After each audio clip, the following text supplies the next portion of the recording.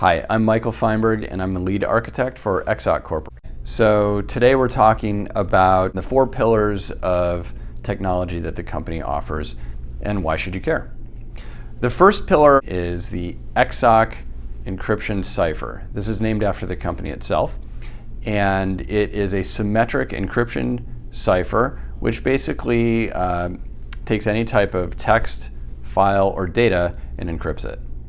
It can also be run in reverse to decrypt that data. And XSOC is different than a lot of other encryption ciphers because it's stronger and faster than those ciphers. XSOC is what's known as a hybrid of a streaming and a block cipher. And that means that it can run on a streaming key, and it also has characteristics of block ciphers, similar to AES or other types of encryption that many people are familiar with. Unique to XSOC is the fact that you can actually change the encryption strength. So by default, XSOC uses 512-bit encryption. However, we can actually turn that strength up all the way to 51,200-bit encryption, which is really incredible if you think about it, and puts us in a place where we're having discussions about post-quantum cryptography. Unique to XSOC is the ability to modulate that strength in what we call waveform encryption. And so that means you can randomly pick how strong is the encryption going to be at every packet of data or information that you're doing encryption against, much like a sine wave.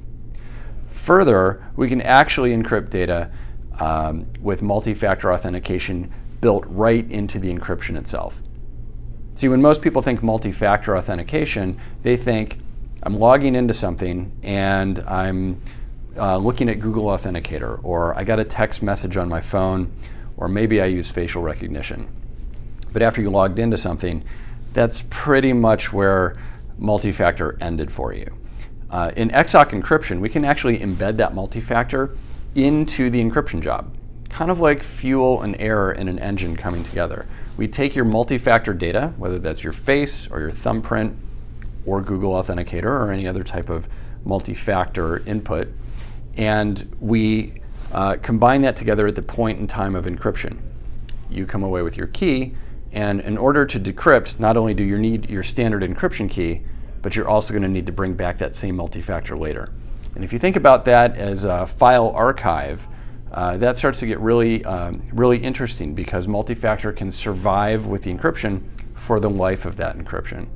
Now, transferring keys from party A to party B is really what happens next in the conversation. How do you protect some data, encrypt it, and then give it to somebody else without giving them the key or the password to that file? And so for many years we've had asymmetric cryptography as a mechanism for key exchange, and that has solved the problem.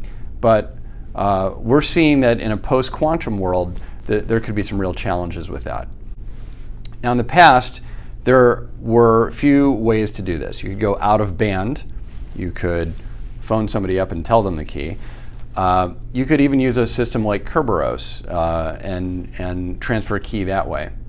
But the problem we've seen with systems like Kerberos is they have a single point of failure. So if you were to compromise the Kerberos server, then you get everybody's keys, and that's a real problem.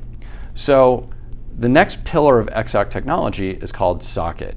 And Socket basically provides a way, a transparent way, to get keys safely from party A to party B over the network, or even over the wide area network, like the global internet. And we call that WAN socket. And there is a very special way of getting key material from party A to party B by breaking that key material into little fragments or shards and turning those shards into random material that can be spread out across the network in systems that we call relays. On the receiving side, that information can be recollected again by the receiving party, and they can get their data in nearly real time. So XSOC has focused on performance and as much as security, and making sure that we can actually send encrypted data over the wire to a receiving party and continuously updating those keys. How often do you update your SSL certificate? Once a year? Imagine if you could update those keys every minute, every second. XSOC Socket can do that. So we talked about socket as a method and an apparatus for getting key material from party A to party B.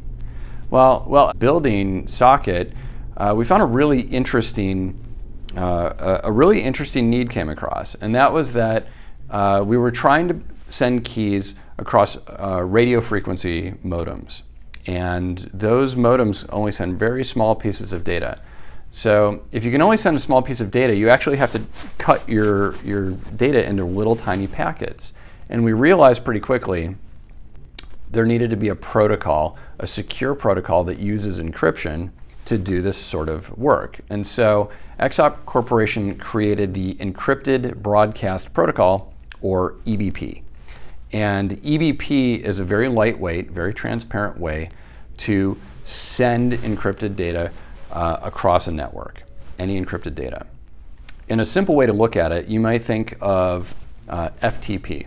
A lot of people are familiar with File Transfer Protocol, FTP, or clients like FileZilla, where you can connect to a computer and drag a file and send that.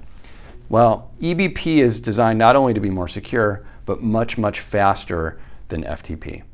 So when we demo, or when XSOC Corp demos the EBP protocol, we would set up side by side FTP client, EBP, and do a straight line drag test. We're sending this file to you, we're sending this file to you. This one came faster, but also using this very, very strong level of encryption security. And that's really not all it can do. The EBP protocol was actually originally conceived to support socket and support drone-to-drone communications. So EBP can do what's called multicast or targeted multicast mode, which means that if we were sitting around a table and we were sending video to different people on around the table, let's say they all had laptops open, if three of us had the right encryption key, we could see that video just clearly. And if the other person around the table was receiving that message as well but didn't have the encryption key, they would only see something that looked like rainbow-colored static. And so that's a really neat visual way to see how EBP works. But in summary, it's the Encrypted Broadcast Protocol. It's a way of using XSOC encryption and transmitting data over a network. It also helps power our socket-based key exchange. So you can see how these different pillars of XSOC technology are all complementary. They work together very, very well.